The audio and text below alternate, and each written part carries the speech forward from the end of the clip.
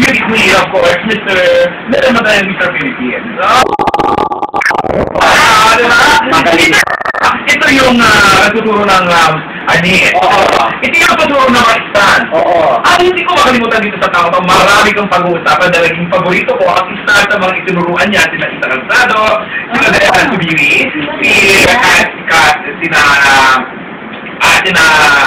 Sunshine dito. Siya yung staff director ng programang Encantadia. Ito yung itsura niya. Ito hindi pa nakakita. So, wala akong ICTV nila. ICTV.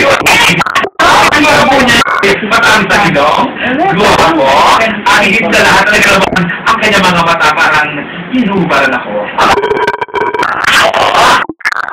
Ito pa rin? Ako na nung bata pa. Ito yan. Hindi naman siya hanggang ngayon na.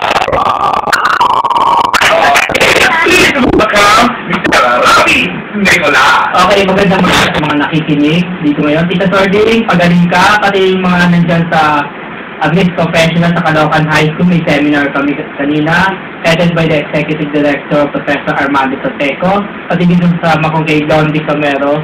Magandang hapon sa inyo lahat. Tuloy-tuloy,